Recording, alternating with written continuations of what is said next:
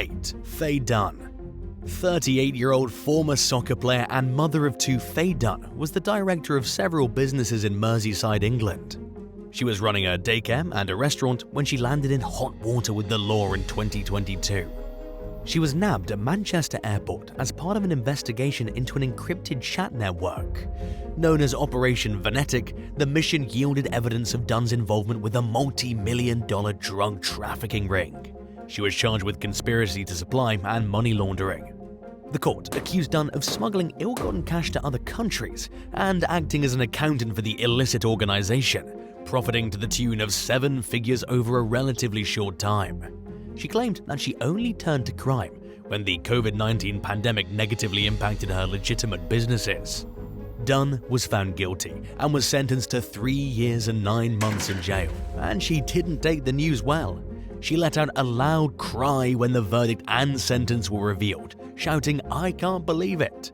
But she has plenty of time to take in her new reality as she sits behind bars, with no other choice but to accept her circumstances.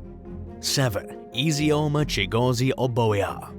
In 2015, Los Angeles-based businessman Izioma Chigozie Oboya hired 30-year-old Carrie Jean Melvin to do some promotional work for him, but he found himself wanting more. She turned down his romantic advances and eventually reported him to state authorities for owing her more than $1,000 in back pay. Things got ugly after that. A lone gunman approached Carrie and shot her in the face while she and her boyfriend walked to a Hollywood restaurant together. The shooter calmly walked away from the scene on the famed Sunset Boulevard, got into a vehicle and drove away. The next day, 2 children found a shotgun that was registered to Oboya while playing along the shore. In the meantime, 2 eyewitnesses to the shooting chose Oboya's photo out of a lineup. Police arrested Oboya on suspicion of murder. He was found guilty of the crime the following year, along with a special circumstance that he murdered Carrie for financial gain.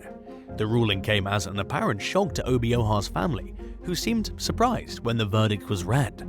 Carrie's father, Bernard Melvin, said he felt great compassion for Oboya's loved ones, and that there was nothing to celebrate in a situation where a young woman lost her life and a young man would spend the rest of his life in prison. Oboya's attorneys insisted that the court convicted the wrong man, but his appeal was denied and he remains behind bars. 6. Gigi Jordan. Gigi Jordan made millions as an entrepreneur in the pharmaceutical industry, but the same thing that made her rich ultimately proved to be the catalyst of her downfall starting in 2010, when she turned to prescription drugs to try solving her problems.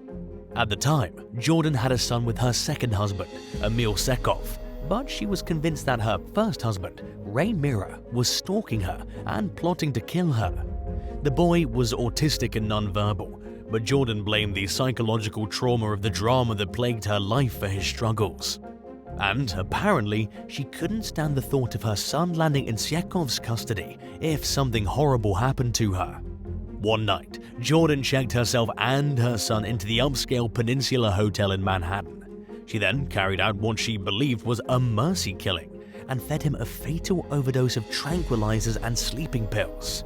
Jordan also ingested the concoction with the intention of taking her own life, but survived and was charged with manslaughter.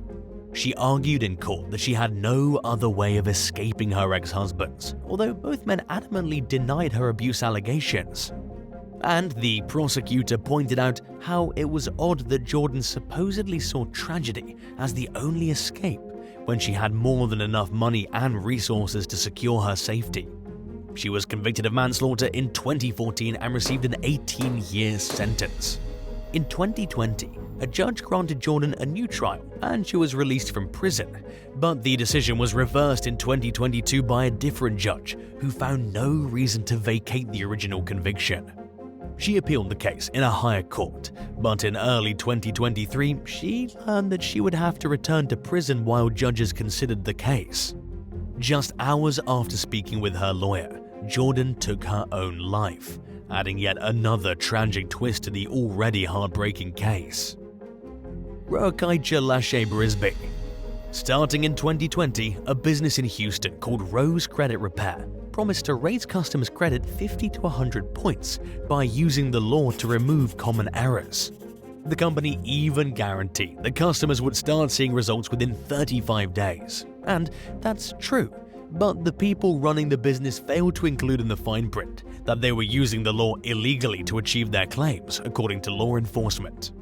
In early 2022, the company's owner, 29-year-old Rivachet Brisby, was arrested on suspicion of orchestrating a $3.3 million fraud scheme. She's accused of filing fake law enforcement reports with credit companies on behalf of customers, along with claims about stolen credit and credit card fraud. Brisby was charged with felony forgery of a government instrument. Constable Mark Herman told Click 2 Houston that investigators got involved after several financial institutions tipped them off to the suspected fraud.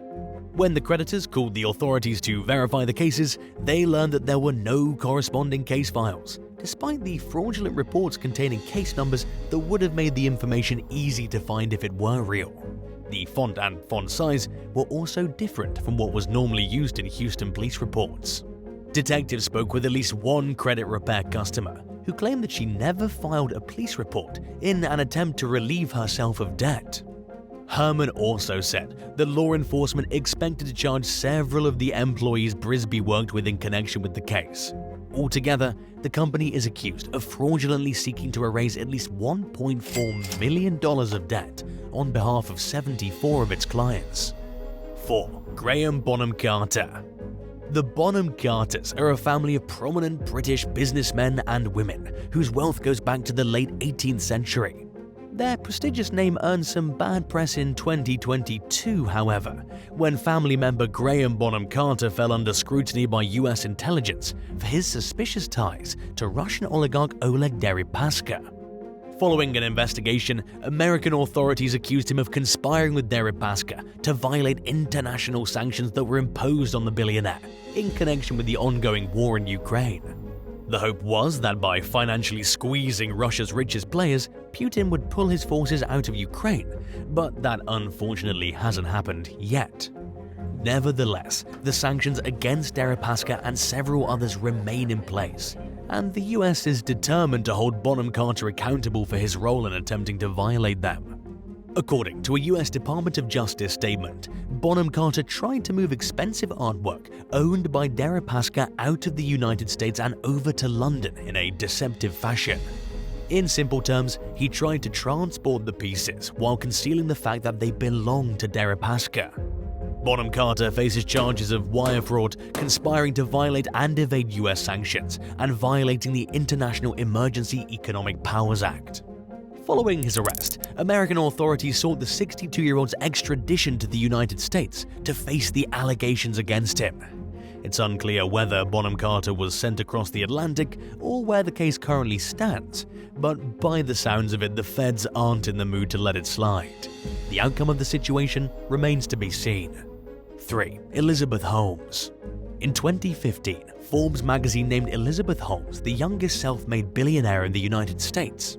Holmes made her fortune by establishing a now-defunct biotech company called Theranos in 2003, claiming that she had developed technology that could diagnose a myriad of different diseases with just one drop of patient's blood. By the time she was recognized by Forbes, Theranos was worth an estimated $9 billion. But instead of leading to more growth, Elizabeth's sudden rise to fame may have played a role in her downfall. Shortly after Forbes published its report praising her, investigative journalists and federal agents began questioning the validity of her claims surrounding the blood testing technology developed by Theranos. As the evidence against Holmes began to stack up, authorities began to suspect that she deliberately misled both the government and her clientele. In 2018, she was charged with deceiving investors through false or exaggerated claims in what the Securities and Exchange Commission described as massive fraud. Holmes paid a $500,000 fine, relinquished her voting power in Theranos, and was banned from serving as an officer or director of a public company for 10 years. But it wasn't long before she wound up back in a courtroom beside her ex-lover and former Theranos chief operating officer Ramesh Sunny Balwani, where the pair were indicted on 9 counts of wire fraud. In 2022, the court found Holmes guilty of defrauding investors, but not guilty of defrauding medical patients. U.S. District Judge Edward DeVere said that while he didn't think she was motivated by greed, he wondered if the intoxication of fame caused her to lose her moral compass. In a statement, Holmes said that she tried to realize her dream too quickly and did too many things at the same time. Prosecutors accused her of failing to take responsibility for her wrongdoings and described her as blinded by ambition. In a memo arguing for a sufficiently punitive sentence, they cautioned the judge that Holmes' charisma would continue to hurt people in the future and expressed fears that she would commit fraud again in the future. One thing that all parties can probably agree on is that she got carried away with her ideas, and it hurt both her and innocent victims. Holmes was sentenced to 11 years in prison and is scheduled to begin serving her time in April 2023. 2. Rene Thierry Majon de la Rivachet. Bernie Madoff went down in history for running the biggest Ponzi scheme of all time, but he couldn't have done it without continued funding from his investors. One of his biggest benefactors was a French aristocrat and businessman named Rene Thierry Majon de la Rivachet, who invested at least $1.4 billion of his money and funds belonging to his clients into Madoff's fraudulent enterprise. He lost his entire savings in the ordeal and felt personally responsible for his clients' losses. Overwhelmed with depression and guilt and seeing no other way out of the heaping financial ruin that Madoff caused to him and others, Rivachet locked himself in his office just days before Christmas. He took his own life and was found the next morning. Rivachet was known for being somewhat private about his business dealings, but it was clear to those who knew him that Madoff's fraud weighed heavy on his conscience. Less than a day before he died, he described the situation as a complete nightmare. He also apparently felt that he needed to be held accountable for his role in the devastating scheme. In a final note to his brother, he wrote that if you ruin your friends, your clients, you have to face the consequences. While it's regrettable that Rivachet chose to solve his problems the way he did, his guilt showed a rare display of someone in Madoff's camp accepting personal responsibility for their actions. At the time, pretty much everyone else who was suspected of being involved had adhered to a strategy of maintaining complete silence, offering no apologies or statements that might indicate a willingness to own up to their actions. It was unclear whether Rivachet participated unknowingly in Madoff's scam, and whether he'd perhaps believed that Madoff was investing the money responsibly. But he felt like he was at fault either way, and like there was only one way to even remotely make right with those who are harmed in the process. 1. Roger Ng. Former Goldman Sachs executive Roger Ng was once the institution's biggest investor in Malaysia.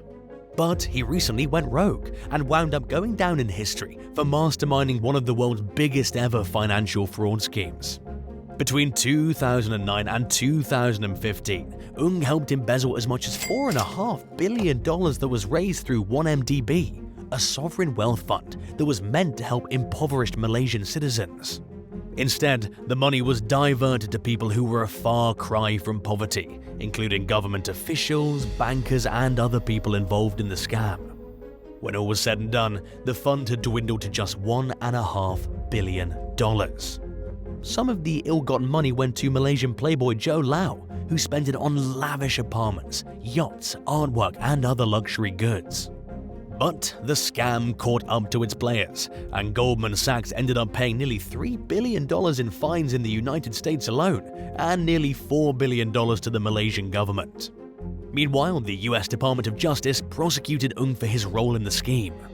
His former boss, Tim Leissner, who pleaded guilty to similar charges in 2018, testified against Ng at his trial. Defense lawyers managed to poke some holes in Leissner's credibility, but a jury ultimately found Ng guilty of conspiring to launder money and violating an anti-corruption law. He faces up to 30 years in federal prison. Ng's sentencing was originally scheduled for late 2022, but there have been no updates on the case since before then.